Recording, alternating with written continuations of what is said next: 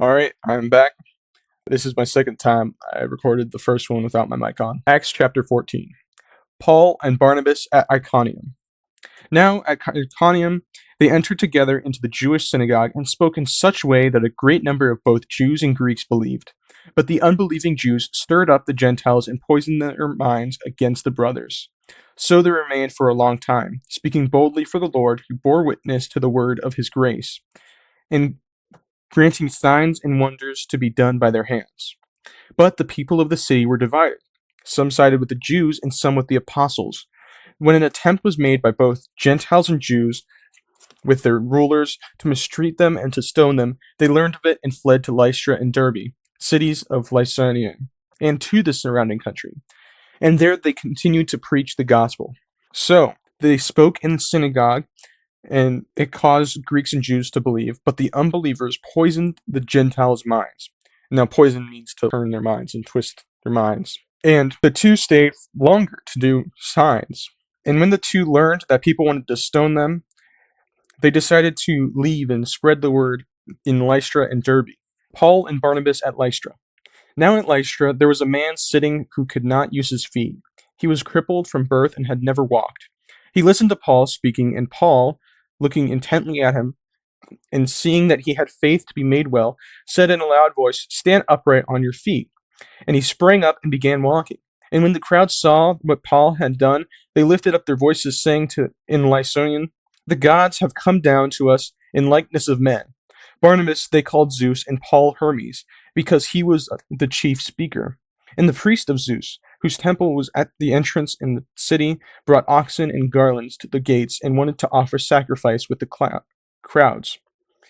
But when the apostles Barnabas and Paul heard of it, they tore their garments, and rushing out to the crowds, crying out, "Men, why are you doing these things? We are also men, of like nature with you, and we bring you good news, that you should turn from these vain things to a living God, who made the heaven and the earth and the sea and all that is in them.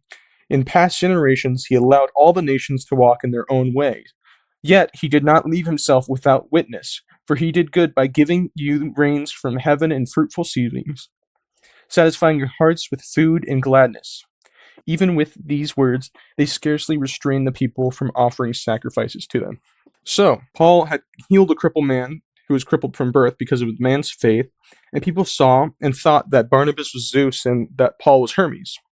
Now, this is neat because Hermes was a messenger god, and because Paul was talking most of the time, they thought he was Hermes. And the people tried sacrificing animals to them, but they tore their garments, which is an action to show intense emotion physically. And they told them that we're human. Stop doing these things in vain. And Paul tells them of the living God. And because they were offering sacrifices to statues and stuff, Paul said it was in vain because it's not alive. Stop doing this. And this is seen a lot in the Old Testament where God's telling them, why cry out to them? They can't hear you. They're not alive. So Paul tells them of the living God who made everything. And he tells them about how God allowed the nations to walk in their own way, but he still gave witness to the nations by giving them rains from heaven and fruitful seasons.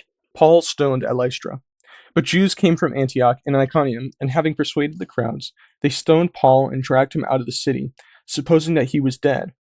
But when the disciples gathered about him, he rose up and entered the city, and on the next day he went on with Barnabas to Derbe. When they had preached the gospel into that city and had made many disciples, they returned to Lystra and to Iconium and to Antioch, strengthening the souls of the disciples, encouraging them to continue in their faith, and saying that through many tribulations we must enter the kingdom of God. And when they had appointed elders for them in every church with prayer and fasting, they committed them to the Lord in whom they had believed. So Jews that came from Antioch and Iconium stoned Paul, and they thought he was dead, so they brought him outside of the city. But he was alive, and he just went back in. And they preached more to Derbe, and returned to Lystra, to Iconium, and then to Antioch. And they just strengthened the disciples by giving them words of encouragement and told them that through tribulation we get to the kingdom of God. And then through prayer and fasting, they appointed elders in every church. Paul and Barnabas returned to Antioch in Syria. Then they had passed through Pisidia and came to Pamphylia, And when they had spoke the word in Perga, they went down to Attalia, and from there they had sailed to Antioch, where they had been commended to the grace of God for the work that they had fulfilled. And when they arrived and gathered the church together, they declared all that God had done with them, and how he had opened a door of faith to the Gentiles. And there remained no little time with the disciples. So they passed through many cities and sailed to Antioch. And they were commended to the grace of God for their work, which means to be trusted into God's loving care and protection. And they told the church what God had helped them do and how he opened a door to the Gentiles. That is the end of Acts 14.